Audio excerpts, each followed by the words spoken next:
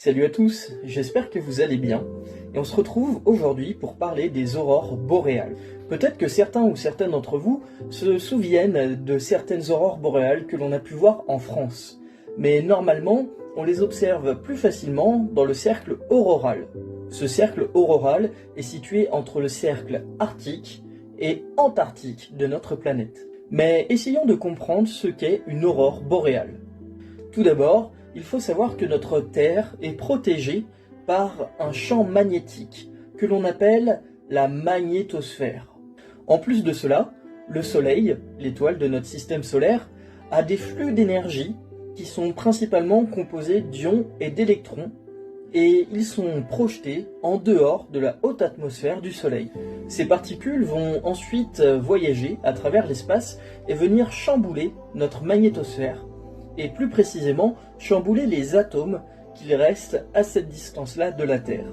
Au moment de l'impact entre une molécule qui reste dans notre atmosphère et une particule qui a voyagé dans l'espace, il va y avoir un dégagement d'énergie sous forme de lumière. Et c'est donc ça que l'on va voir.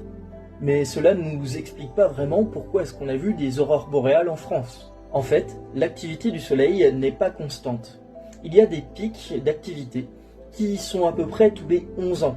Donc le prochain sera à peu près en 2035.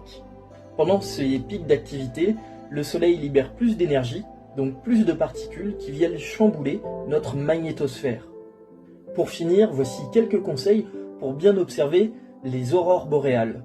Il faut les observer par nuit claire, autrement dit sans trop de nuages, évidemment sans pollution lumineuse, mais il ne faut pas qu'il fasse trop nuit non plus.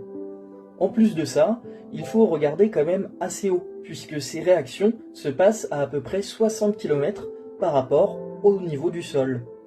Pour résumer, les aurores boréales sont tout simplement le fait que l'on puisse voir les particules qui se désexcitent et qui libèrent de la lumière. J'espère que cette vidéo d'explication sur les aurores boréales vous a plu. N'hésitez pas à me laisser vos commentaires et vos idées pour la prochaine fois. Et on se retrouve dans une autre vidéo. Salut!